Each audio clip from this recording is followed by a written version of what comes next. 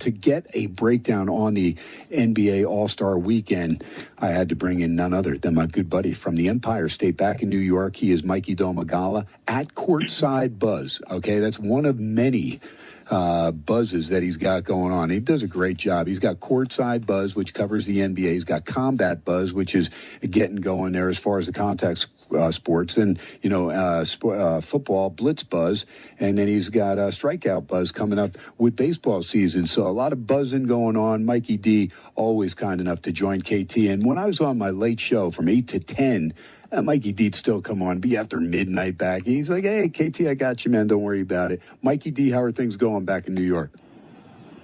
Things are great. Just enjoying the couple of days after the All-Star break, after a crazy NBA trade deadline that filtered right into the All-Star break. And now I could kind of let the hair down a little bit and kind of take it easy for a few days before things pick back up. But it's all great for business, so I can't complain. Yeah, and that's the thing. I mean, you had to have a couple days off just to kind of, understand what's going down here, because we didn't just have trades. We had monumental trades. And, the Luka AD trade is where nobody, outside of, and they could say what they want, that maybe they didn't know about it, but I'm sure LeBron knew about it. Pelinka's not going to pull the trigger on something like that without LeBron knowing about it. And you know what? When I look at Luka, the upside, a young man, only 25 years of age, I hear a lot of people saying, hey, look, he doesn't get in game shape. He doesn't take care of his body like he should. I mean, listen, the end of the day, the kid can flat out play. He's not intimidated by anybody, and he's got a higher ceiling than AD only because of his age. But kind of break that one down, because that's really the one that kind of got everybody going like, whoa, what's going on? And then we had some other ones to follow, and then Jimmy Butler, of course, on his way to San Francisco. Yeah, I mean, I'll reiterate exactly what Shaq said, because I agree. I think we'd all pick fat Luka averaging 30, 10, and 8. Because where else are you going to get that from anybody else? So that's kind of, if you complain about his conditioning, you kind of got to deal with it, because the numbers and the results of an NBA Finals appearance at 25 years old speak for itself.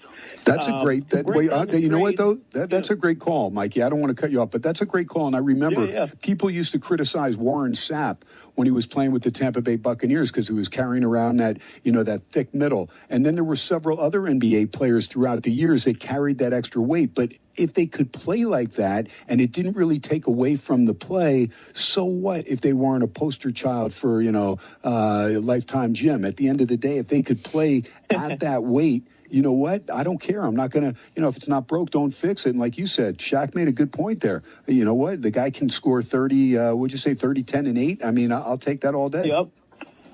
And to break down the trade in layman's terms of what both sides were seeing, Dallas Mavericks GM Nico Harrison and their new ownership group, after Mark Cuban, who swore he'd never get rid of Luka, but then he sold a piece of the team and, didn't have as much controlling rights to the decision-making and all that. They said Luka's poor conditioning and kind of attitude of he's there all year long, and then in the offseason he kind of goes MIA, and their long-term thought process of him staying healthy for a long time. After 3 straight years of ankle injuries, that is a fact, they felt that getting rid of him at 25 years old for 31-year-old Anthony Davis, 21-year-old Max Christie, and a first-round pick was enough. To me, Ken, I understand it a little bit. I would never trade Luka in that situation. But I would also say, if Dallas came to the conclusion that they got rid of him, which they did, you have to get more draft capital in that trade. Anthony Davis, like I said, still in his prime, but 31. Couple years left of his prime. Max Christie is becoming a great player. He's never scored under 15 points since arriving in Dallas. But then you get 1 first-round pick. That's not enough value. It's not. You need 2, 3, or 4 to justify getting rid of 10 years of prime Luka, if you're going to build for the future. And for the Lakers, an opportunity to bring in a top 3 NBA player next to LeBron James at 40 and 10-plus years of Luka's prime. So, man, I'm still stunned it went down now that we're about 2.5 weeks later. You know what, Mikey? You make a good point, because the NBA has stepped in before and stopped trades, right? The Chris Paul to the Lakers. There were some things where they stepped in. I'm surprised that Commissioner Silver, that they didn't look at this and say, are you sure, Dallas? And I mean, and here's Mark Cuban, Shark Tank guy, and I know he's not the majority owner anymore, but you got to be kidding me that he signs off on something like this, because he knows what's going down. And I get it if you're trying to get out of the salary, but it's not like you're not going to give AD anything. And then the ramifications with the fan base in Dallas that has season tickets. And the old GM Nico really taking a lot of heat, but Cuban as well. And Cuban ends up getting in a shouting match with, a couple of the fans that are disgruntled. It's a close game in the fourth quarter. And he's like, sit down and, shut the F up. And I mean, are you kidding me? These fans have every right to voice their opinion like that. And I know, initially I was a little disgruntled, with the trade the Knicks made with Minnesota early on, but that was still, something that it could have made sense. And now, like you said, hindsight 2020, you look at the way that Karl Anthony Towns is playing, and DiVincenzo's not doing near what he did with the Knicks last year. So I'm just a little disgruntled there. But if you're going to trade my franchise guy, and that's the reason that I bought those season tickets, because I have a 25-year-old phenom, and I know he's good enough that they can continually take shots at trying to build a squad around him, and then you trade him away. That's where, as a fan, I understand the frustration there with the Dallas fans. And that says it all. The fan reactions, the bringing, Fire Nico signs to the arena and those fans getting kicked out, it's all blowing up in their face. And again, AD was great in his debut. Bang, he gets injured. Other things, coaching staff quitting and leaving because of their connections with Luka. Dirk Nowitzki, the legend, the champion of the franchise, the Hall of Famer. First game Luka has in L.A. He's not in Dallas. He goes to support his mentee and his good friend Luka in Los Angeles. So it's all blowing up in their face, Ken. It really is. Well, they don't have a big guy outside of, they pick up Alex Len, who's a journeyman, big guy that can, be a decent backup, but Jackson Hayes all banged up. But you have 40-year-old LeBron, who didn't decided not to compete in the All-Star weekend. But I like Hachimura. I like Reeves. He always comes to play. Now you have Doncic there. Dalton Knecht comes back because the Mark Williams deal didn't go through. Talk to me a little bit about this Laker team. Is this team good enough to represent the West when it's all said and done? No, the depth just isn't there. That center depth isn't available right now. It's a bunch of, C-plus level centers there. And when you're competing against Jokic, competing against Rudy Gobert, who's not a great offensive player, but a defensive demon in the playoffs, 4-time Defensive Player of the Year, he's really going to turn that position off. So it's going to be a problem for the Lakers, because even though Luka and LeBron are Batman and Superman, it's tough. It's tough when you don't have the depth, because come playoff time, Jokic is going to eat them up. And all these other guys, deep teams like OKC, Houston, Memphis, they're just going to be too much for Luka and LeBron to handle offensively and defensively. So the Mark Williams trade was a blessing and a curse. The trade not happening, I should say. I didn't want them to get rid of Knecht, so I'm happy to see him back. I think he'll be that new star small forward once LeBron retires.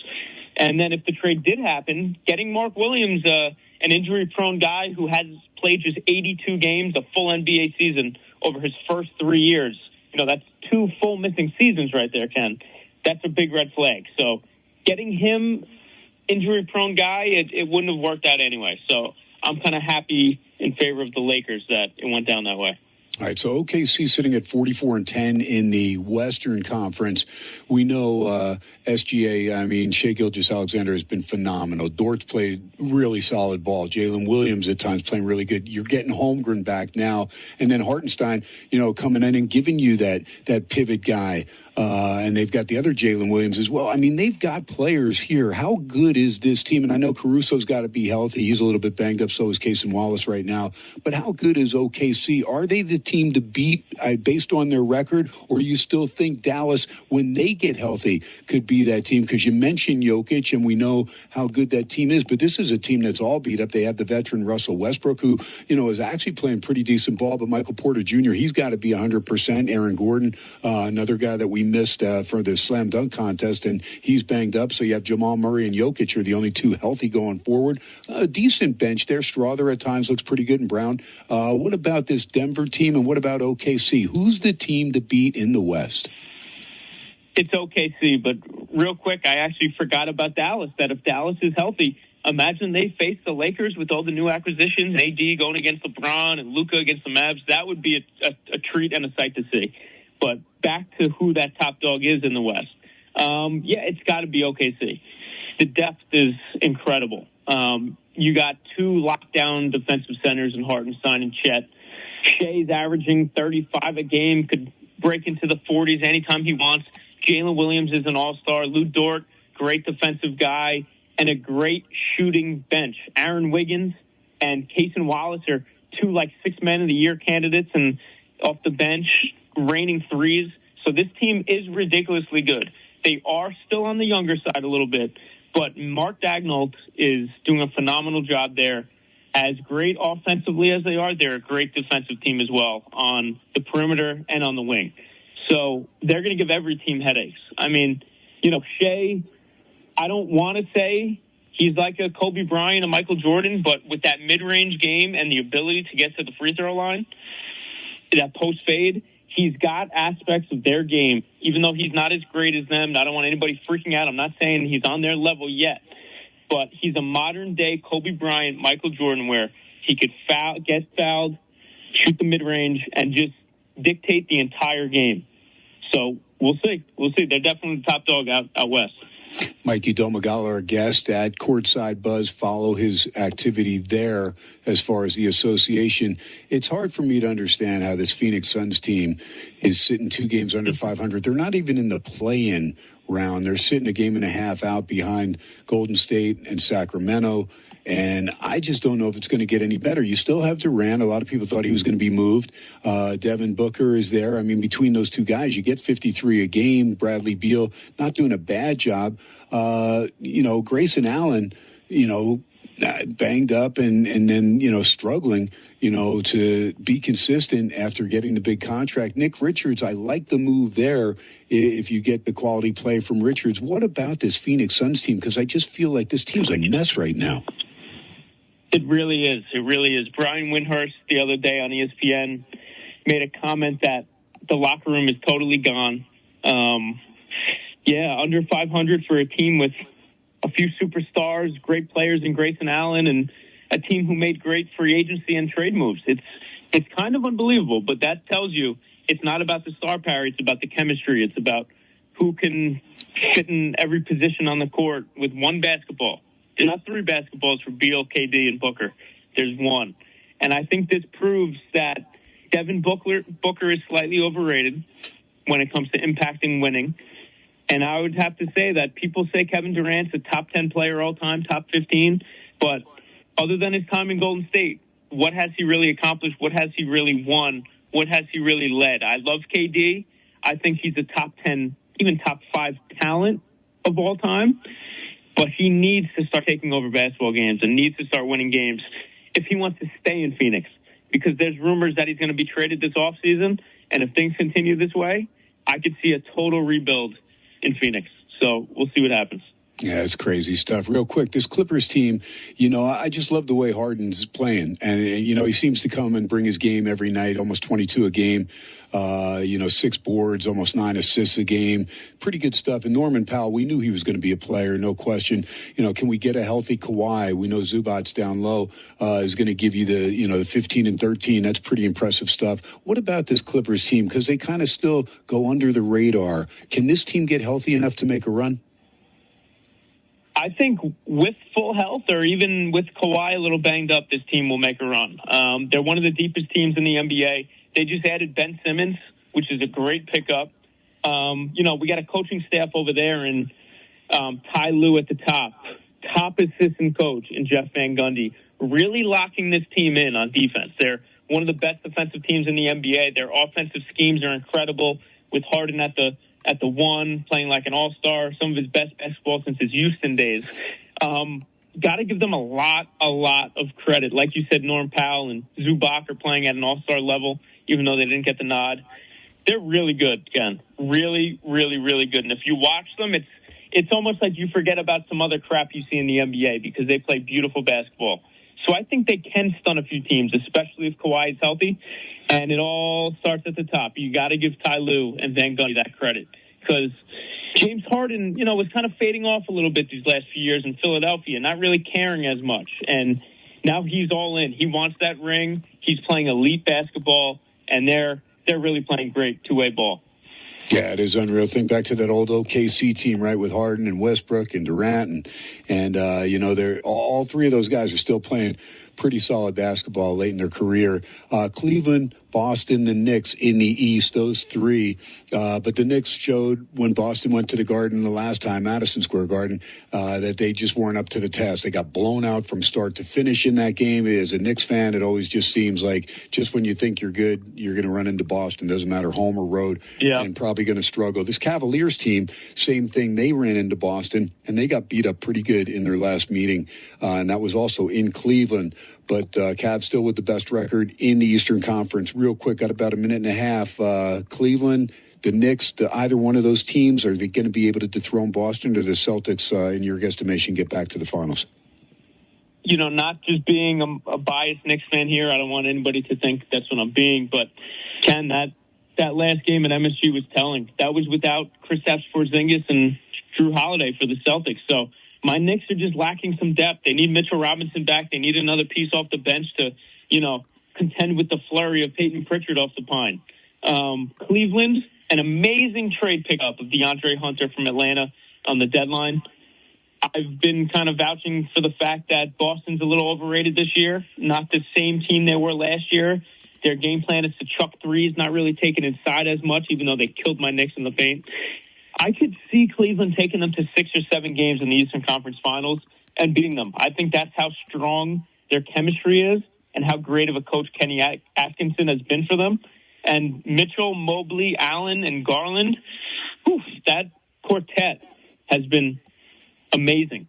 And then DeAndre Hunter's a 6th Man of the Year candidate, now a starter for them. So they're dangerous, really dangerous. So those are the top 3 teams in the East. I'll bet right now at a pretty good price that Cleveland will come out of the East. Wow, good stuff there. And Max Strus, of course, who was a starter last year and is back in the starting lineup now, had missed a bunch of games, so he should be in good shape down the stretch as well. And that trade with Atlanta, bringing Hunter over, opens up that starting job again for Strus, so good stuff there. Mikey D, always appreciate you catching us up in the association. We'll be checking in throughout, and now I know, I'll be able to get you all the time because I'm early enough, although you are a night owl, man. You'll stay up for KT anytime, man. I so appreciate you. Let everybody know how they can follow you, bud. Yeah, of course. Anytime you want me on, I'm there. And Ken, thanks a lot.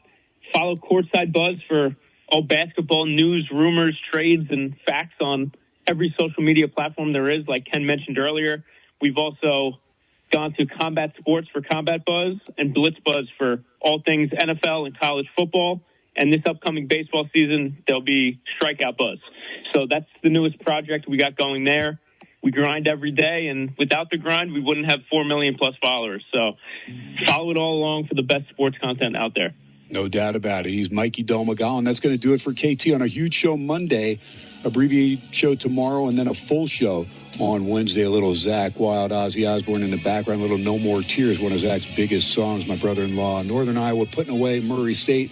Duke at the half, 43-29. You're on the way to the over as far as that goes, folks. Until tomorrow, you know the rules. No drinking and driving, no texting and driving. Most of all, God bless our troops. God bless you. Live from Vegas, PSR Law Studios, I am Ken Thompson. For Numchuck and for all our guests, we thank you. We bid you adieu. We talk to you tomorrow. God bless. Have a great evening. Good night, everybody.